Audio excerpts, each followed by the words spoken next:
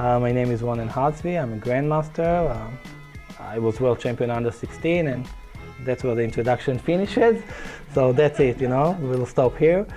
What chess is about? When you ask young kids, they start with big words that I never understand, like strategy, and all those big, huge, beautiful words that are maybe correct, but not at the very beginning, For our expert in the crowd and our class A, B players, how do you win chess games? Yeah. Strategies and tactics. Tactics. What is tactics? Tactic is that little thing you want to achieve that helps you get your main goal in the game, like attacking a pawn formation. You might want to be trying. And what do you want to get from attacking a pawn formation? I'm sorry? What do you want to get from attacking a pawn formation? I want to weaken the opponent. I want to win just one pawn. Okay, so you want to win material. Yeah. Right. I mean, everything, we go left, right, almost all the time, it's get to the one bottom line, which is really material. It doesn't matter, it's almost 100% at lower levels, really almost 100% at lower levels, that games are being decided just by material. A player is blundering, a queen, a rook. His opponent blunders, being able to capitalize on your opponent blunders is as important as not blundering yourself. When I ask beginners, and let's say unrated in my world is pretty much beginners, like what chess is about? Well, it's pretty much a war, right? It's a battle, and it's a very even battle, right? I mean, we have the white army, the black army. They are evenly divided, so it's very fair. The territory so far is about the same. And if we have to think very quickly about what is a battle, well, we will very quickly say that material is crucial. Well, material is the most crucial part. If you have 100,000 soldiers and your opponent has 10,000, well, strategy becomes much less important, right? You're just going to win, most likely. And then the other part is space. Well, those are really the two most important parts, right? This is why we fight for the center and all those things. I had a class here already with one very nice gentleman that was telling me that he played chess. It was really interesting that he played chess for long time. And he is about 1500. And he really wants to improve. Really, he was playing chess for tens of years. And it was interesting. He held a book, an excellent book, written by one of the best authors, Carsten Mueller. He's a German author, a German grandmaster. I even got to play him once long ago. That wrote Chess Cafe puzzle books and many other absolutely excellent books. The only problem that I had was that this book was so far above what he was actually needing, what was his level. So after we spoke for a little bit, I put one position on the board for him. Just one position that I want to start with this position. Let me just put a simple position on the board. So I put this position to this gentleman. And I asked him, what should white play? This is someone that has been playing chess for tens of years, and I've read many. He told me that he had 300-400 books, which was remarkable in his chess collection. What should Bishop takes bishop, okay. And what would happen after black captures back? Queen check. Queen check, okay. Queen takes bishop. Right. So you're a fake unrated. You're a fake unrated, right? Because that's not an unrated to spot in 10 seconds. But that's correct. Now, my question is, why after take we know automatically that black is going to play this move? Why our brain immediately tells us that black will play this move? Because he doesn't want to be down in material. Right. You don't want to be down material because 5 minutes ago we basically said, I hope you agree, but if not, then it's correct to agree. The chess is a game that's being won by material, so if we win something, then most likely the opponent has to do something back. This gentleman was saying that he wants to play castle because it makes sense, right? He wants to have the king to a safe spot. But of course, this continuation is winning the game immediately. Capture. Black can play basically whatever he wants, but unless he capture or have something else that is forced, we will speak about this forced word, he's down 3 points, and down 3 points is losing. By the way, if we are speaking, today everything is in computer worlds and numbers, what evaluation is basically considered winning already these days? 3. Less than 3. If we say that one player is up X amount of material, is basically considered winning, what would that be? Any ideas? Like 1.2, 1.3. Yeah, very close. Like I think most engines at 1.5, it's basically the borderline form. Big advantage to about winning. Now is the question. We will touch all those points. What is exactly 1.5? I mean, I don't know. You take this pawn and cut it in half, and it goes tiny bit different. But right. So we understand that 3 points is something that, unless there is a reason for that, or in other words, compensation, that's it. Okay, so take. Check and wins the bishop.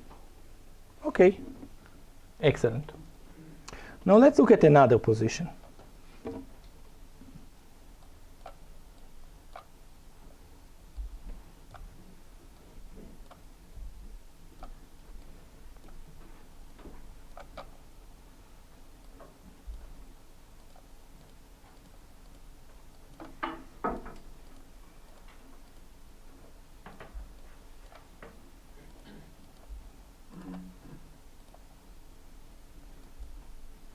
Okay.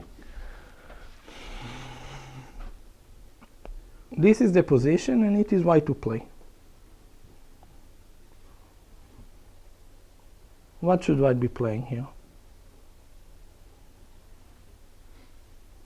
White's move. It's white to play.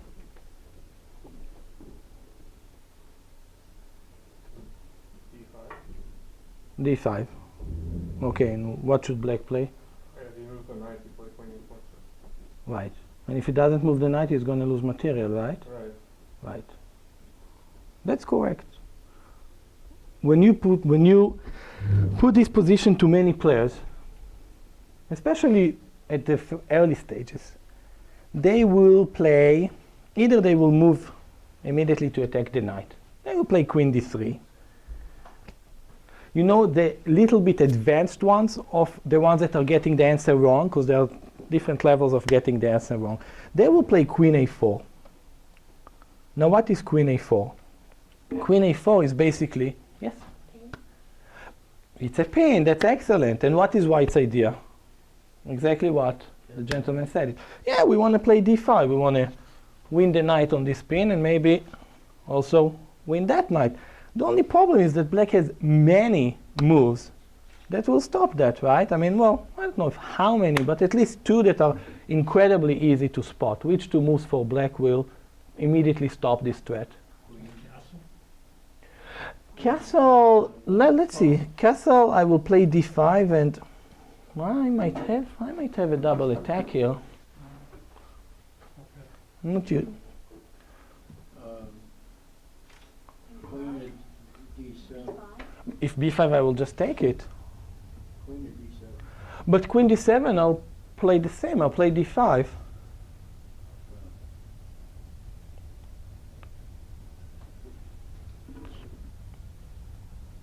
First of all, you know, when looking at every position, any position, we have to ask ourselves this very simple question. What the opponent want to do, what we want to do. So now it's clear, right? Since I mentioned d5 on any move, white want to play d5. Pawn d5. Pawn d5. Okay, makes it not that easy for white to play d5. That's how it goes.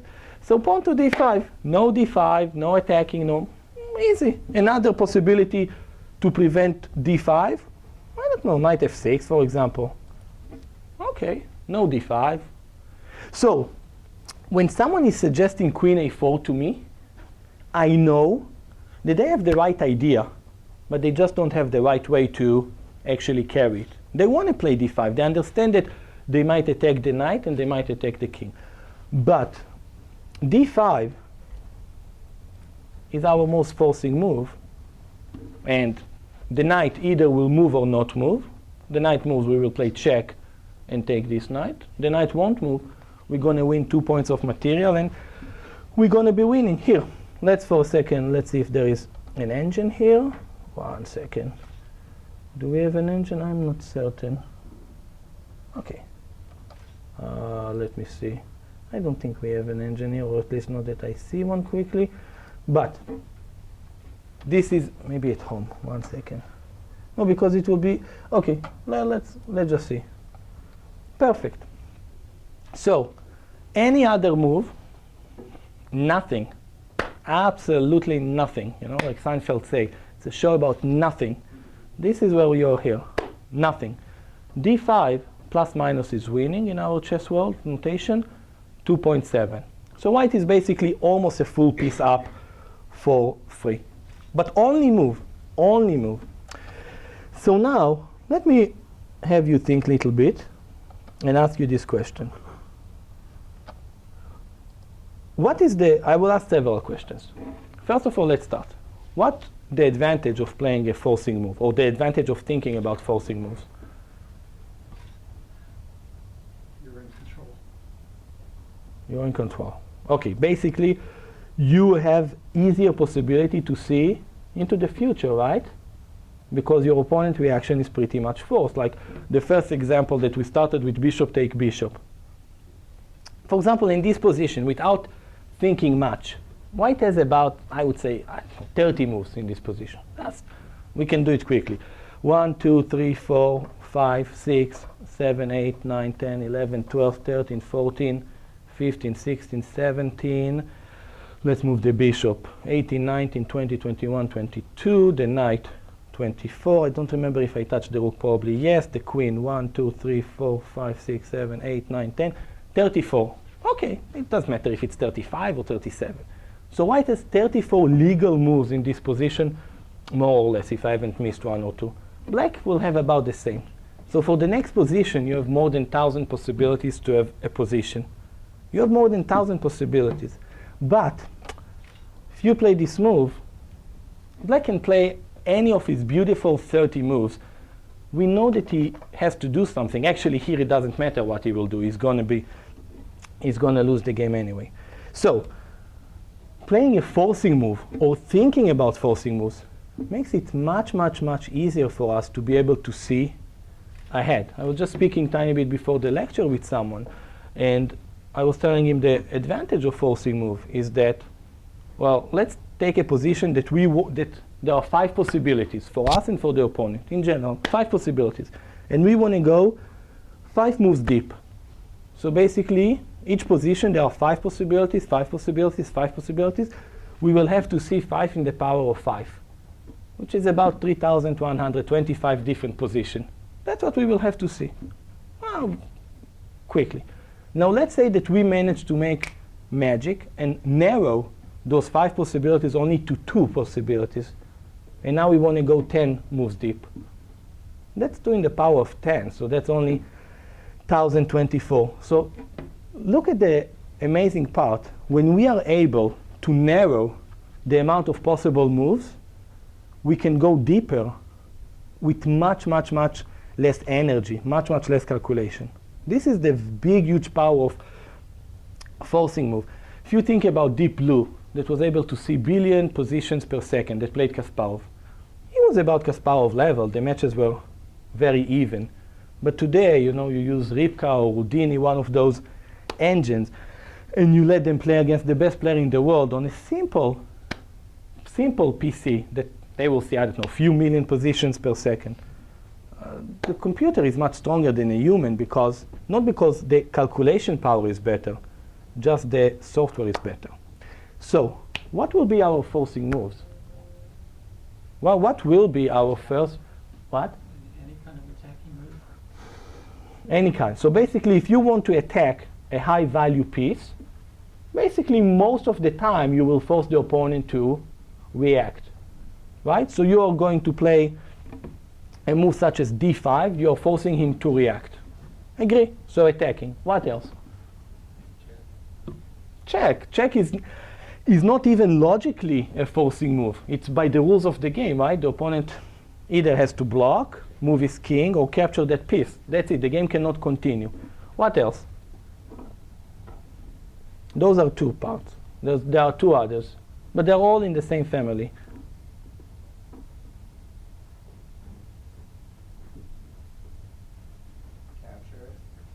Capture, right. We've also touched this one, right? I capture. Basically, capture is, when I put it in the order that I see most fit, I would say check, because that's just by definition. It's the most forcing move, right? Doesn't matter. The opponent has to do one of the three things. Capture, because first of all, they happen most often. You know, you have several captures in the game, quite many. So captures, attacking high value piece, and one other idea. This is actually the top. If I have to break down attacking high value piece, usually I start attacking the queen, but we have seen that attacking a knight is also very forcing. Exactly. Yeah, your opponent can do whatever he wants if you're threatening mate. Exactly. So seriously, those are the moves that really quite incredible. You cannot really ignore them. And the times that you ignore them, which actually I was thinking that will be part of my lecture. Remember, I started by, depends on the audience. When you ignore captures, maybe I will show after it just one game that I thought was magic when I was young. It's one of the games between Kasparov and Karpov. And really, it was played, I think, in the first match in 1985, the very, very first one that basically was stopped. And some magic there. I thought all my life that was magic. Yes, it was Karpov was white. Karpov was white. It was in the 84-85 match. Maybe game 9, but we might get to it. Okay. So we understand this part, the part of forcing move. Let me show just one or two more positions that has to do with this idea, because I want to touch also something else that has to do tiny bit with people that suggesting those moves, and as opposed to d5. Let me show one more position. Let's clear the board.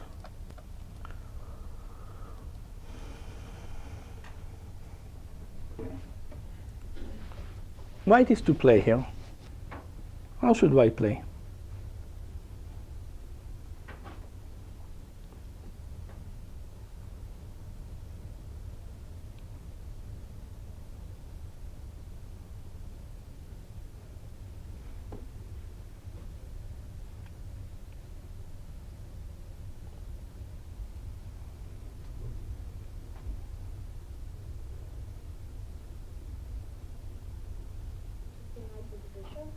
Take the knight with the bishop. Okay, that's a good move. But what will you play after he takes? The bishop will take the bishop. Okay. Then I would do queen d4. And then you can pressure on h7. And you could do mate. But what if he will stop it? Right, that was the one tiny part that you missed to be perfect, but that was excellent. Excellent. So we start with, well, the easiest part is when there are captures on the board, right? I mean, there are 3 captures. Okay, so we take.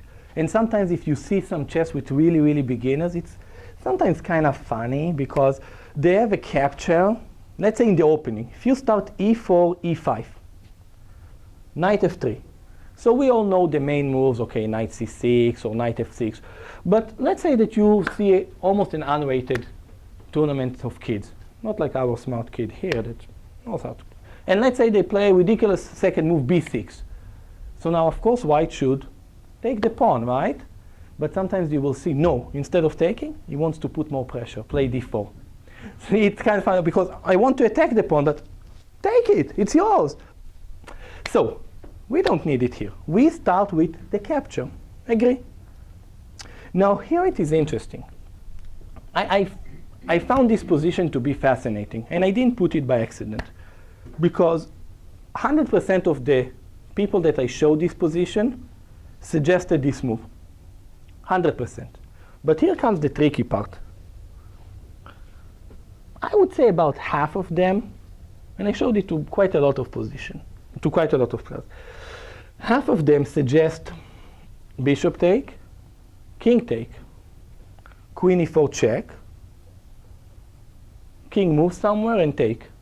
Of course, white is better in this position, but okay, it is not, it's not the clearest position in the world. I mean, yeah, white should be winning here. I mean, he's up quite a lot of material. Maybe black has to make effort somehow to open the bishop, but yeah, all in all, this is a position that white is going to be winning. But after this move, this is a position that black stops the clock and resign because he's getting checkmated or he's going to lose his rook, right?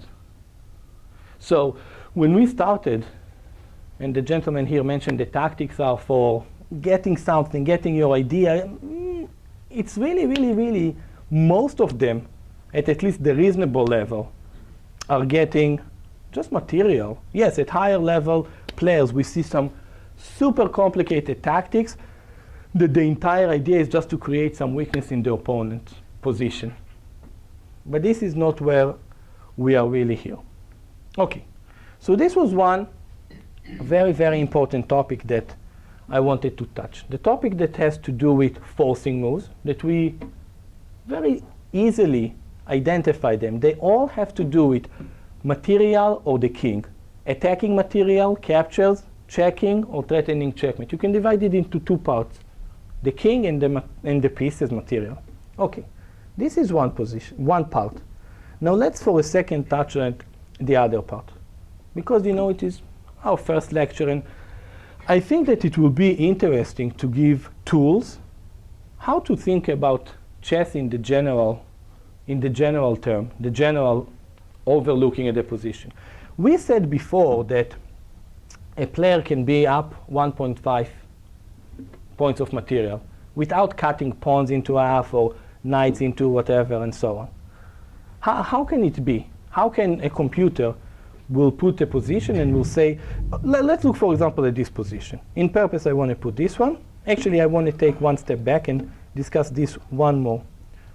So if we look at the position here, and we are counting, we will say that white took a pawn, and he took a rook. So white took 6 points of material, right? Those were just fair exchanges. And he gave his bishop. So white should be 3 points of material up, right? This is in our normal world. If I click on the computer here, which I'm going to do in a minute, do you think that the computer will say that white is up 3 points of material, that white is up less than 3 points of material, more, about 3, well, less. Why less? Because the queen is ill-placed. The queen is not placed. Okay. Right-foot queen. Well, you're going to drop a pawn, get some points back.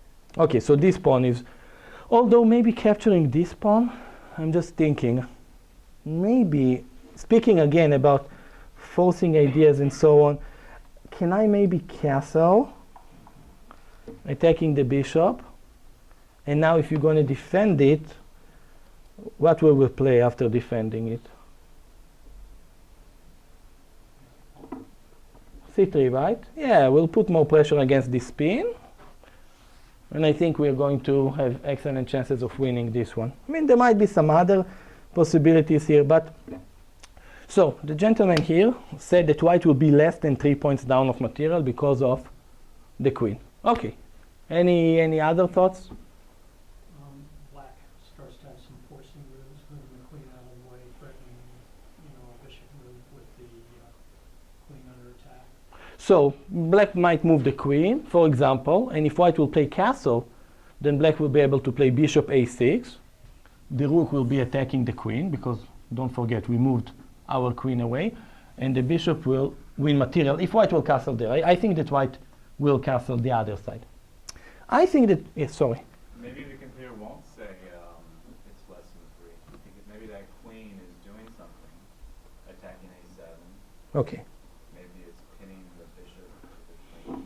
Maybe this d4 pawn is really not threatened. Okay. So maybe the computer won't say it's less than 3. Okay. So here it is interesting. First of all, let's just close one topic and then we're going to open another big one. The same way that players play queen a4 in the position that d5 was attacking the knight and winning immediately, I always compare it to, I don't know, diving in the Olympiad. Somehow it's interesting because they have two ways to get their grades, right? One is by difficulty, and the other one is by the way that they perform their dive, right? It's always like this and that. So I think in a chess position, in a chess tactics, we really have two factors that have to work together for us to play the correct move. One, we have to see the idea. When I speak with students, I don't care about moves. Moves are meaningless. What is a move? What's a move? It's okay, you can randomly choose a move. But a plan, no, you cannot randomly choose a plan or an idea. So white here has to spot, before we even start, has to spot the connection between this square to the rook and to the pawn. But is this enough? It's not enough to play correct. This is the two parts that we need. One, to spot the idea. Then we need to find the best way to actually make it work. Exactly.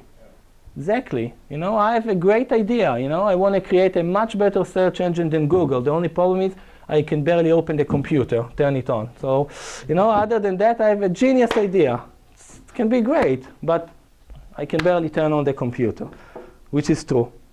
So, it's two parts. In chess, I do tiny better. At least I hope. So, I see the connection. This is, by the way, why doing puzzles. We will tiny bit speak how we can improve and do that. But having the ideas somewhere, the connection, this is the base. Because, if your opponent blunder a piece, okay, move the knight and take it. This is fairly simple, right? It's two moves combination. Take. So this is something hugely important. You think you have a great idea? It's not enough. How are you going to make it work? Now, we will skip quickly to our position. Let me ask you a question. If we said that there are four types of forcing moves, checks, captures, attacking high-value pieces, and threatening checkmate. Great. Now let me ask you a question. You see a position in chess. You see this position. You see any position, any position. Doesn't matter if it's being played by a young kid, being played by an amateur, a master, grandmaster, or Magnus Carlsen. Actually, there it's almost not important, the position. It's just winning anyway. but let's say that, it doesn't matter. But let's say that you see a position. What will be the characters of the position? Which factors would you be looking to say, I think white is better, I think black is better, I think it's what will you be putting in your formulas? Which factors?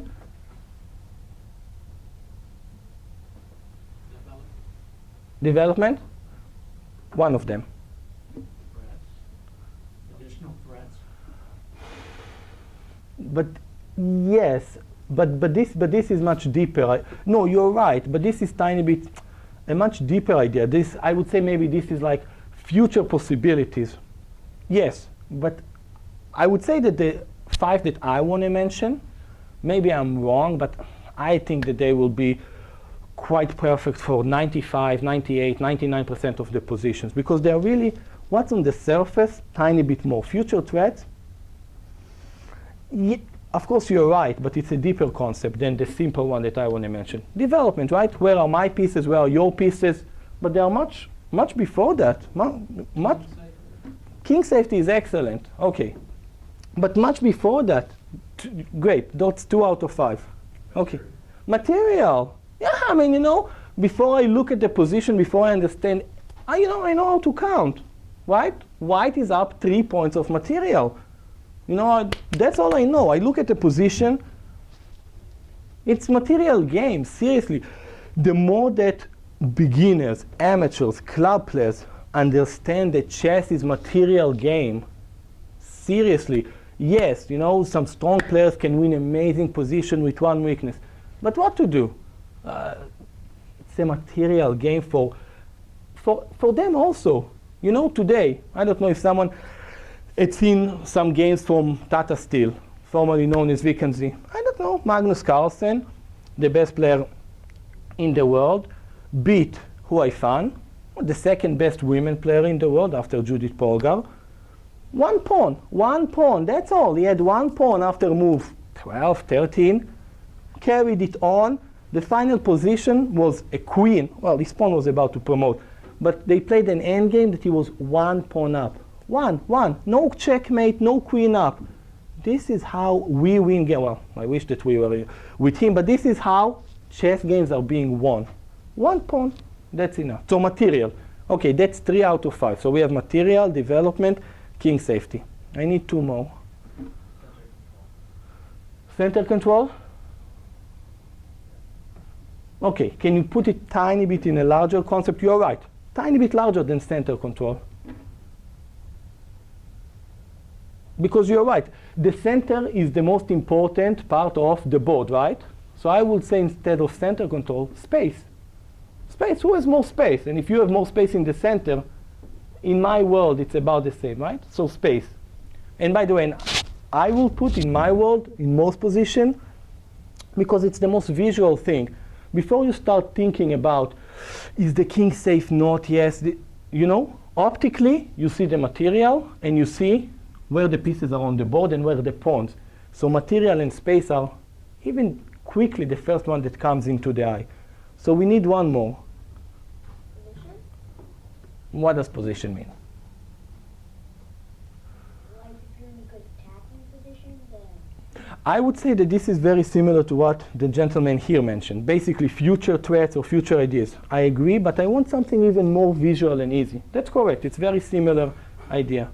So we have material. We have space. We have pieces development. And we have king safety. 1 more. Exactly. Initiative, future threats, attacking ideas, all 1 word. But pawn structure. Pawn structure. For example, this position, the pawns are all okay. But you see 1 player has 4 pawn islands. Again, it's visual. Those are tools that no one is required to be super strong players. You can look with your eyes and say, okay, double pawns, many people, double pawns are bad. No, double pawns can be actually excellent. Isolated double pawns almost always are ugly. All right. You see 1 player has 4 pawn islands, the beautiful A, C, F, H. Beautiful. No, okay, that's a ugly pawn structure. So it's very easy. 1 player has an isolated D pawn for free. What does it mean for free? For the 2 of you, the opponent doesn't really have initiative. Okay, so that's a weakness. So pawn structure. So now, let's try to think in this position, because this will be interesting. Before we go, Yes? can you give us the order that you... The way that I see it, the 2 are very easy for me. Material, because it's in instinct, an instinct that you look at a position and you see the material. So material, space, it's also the most visual thing. I will say then in most position, it is the pieces, where the pieces are. Is that development? Development, exactly. Pawn structure, and very rarely, when the king is substantially weak, then the king safety. But again, you know, some positions can be like this, and to tell you that, hey, I ran a check over 2 million positions, and you know, those are the exact statistics. No, I feel that it is very, very, very, very close. Like it's, you know, I feel that's the best that I can at least suggest, and I think it's close and right. So let's look at this position, because now, you know, it will be funny. Now after this big, huge speech, I'll click on the computer and it will say white is +4, and then the St. Louis Club will fire me. So that's, no, I hope it's not gonna happen, Alex. What? So, what do we think here? I will tell you what I think, and then we will see. I think that white is one move behind. Is king, well, he is one move behind. You know, once I was speaking with a student of mine, actually, genius kid, I mean, no, super genius. And I was telling him, you know, chess is really about material, space, and time. And then, you know, I was thinking that I'm in the wrong subject, lecturing about physics to someone that has 100 more IQ than I do. But that's really chess. So here is the tiny bit time point. This king needs at least one more move to be safe. Black also has those two, right? They are not bad, you know, give them a chance, they can be alive. So black has pair of bishops. White queen is tiny bit out of play. I mean, this pawn, yeah, it's a pawn, and pawns are great. That's how, you know, we said how Magnus Carlsen today won a game, but the queen is tiny out of play. So what should black play here? I suggested the move that I think is the best one. I want to play c5, because when I have those two, when my king is here, when the opponent king is here, you know, we should go for a fast break. So c5 would be most logical move. And I think that the evaluation will be much lower than 3, because, you know, how computer work? He will say, he will do exactly this. Material +3, space x, pieces development y, pawn structure z, at the end, he's adding them up, give you a number. So let's look. Which move he thinks is the best? And believe me, I don't remember. Well, maybe. And what will he say? Okay. Incredible. Incredible, right? Unbelievable. So, c5, 1 point. So basically, right or wrong? Okay, you know, we are kind of today so funny, you know, if you're not Houdini or Fritz, Houdini or Ripka, nobody is looking at you. But Fritz 11, you know, was enough probably, I think, to beat Kramnik. It was deep Fritz like 10 years ago in a match. What does the computer say? I can't read. The computer say that after c5, which is the best move, Okay. white is up 1.17, 1 point. 1 point. Tiny bit more than 1 point. So basically in our world, what it means, if we have to speak about it in words, basically Mr. Computer is saying that white is up 3 points of material, but black somewhere has 1.8 in his favor. Now where is this somewhere? It might be the center, it might be the bishops, it might be that white needs some more move, it might, well, I would say it's mainly the center and the bishops. So let's just look one more move deeper. c5, queen take, the pawn that you wanted, right? Take, castle, and e5.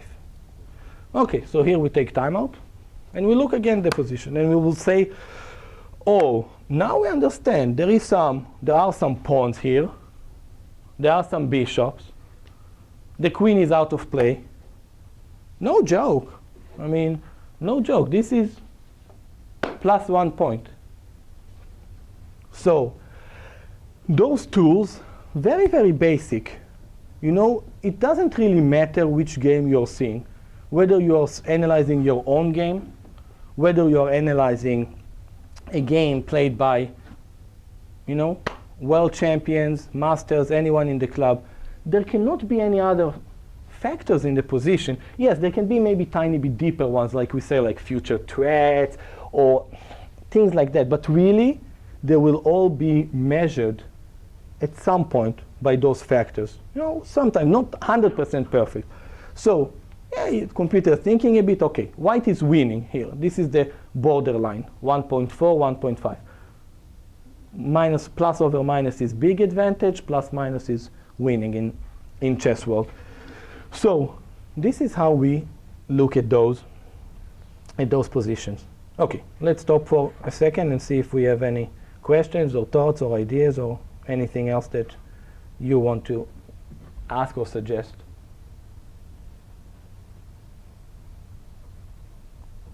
Nothing? All right. So let's summarize very quickly what we discussed. We said that we want to look at positions in the most forcing way. We want to start with a capture, a check, attacking a queen, taking high value piece, threatening checkmate. Why? It's not necessarily going to be a good move. It's not necessarily going to be a good move, but it's quite necessarily going to at least lead us to a conclusion in the fastest way.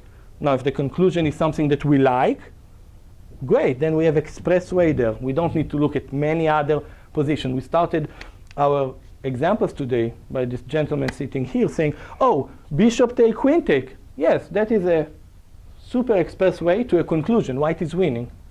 This is the advantage that we have. We touched in this position two huge parts. One, that seeing the idea, the first part, the move order. It's honestly, I probably put this position to tens of people. 100% of them suggested this capture. Not even one didn't. But then it's amazing. Half wanted to capture and take, and half probably played queen e4 and the opponent should resign. So the idea is one, the way to do it is two. And then was very interesting. You know, we have some decent experienced players here, yet it wasn't very easy to really put a number, and basically put a number means to fully understand the position. 3 points is game over. This is by no means game over. You know, today was a game Nakamura against Giri. And actually it was very similar. If people see today the game from, the material was actually equal, but Giri was completely winning. He was around +2 and, okay, just played bad in time trouble and the game finished in a draw. But by no means, you know, it was a clear-cut position. The same way that here, okay, white is a pawn up, pawn and a half, 1.5 points. Game is not finished.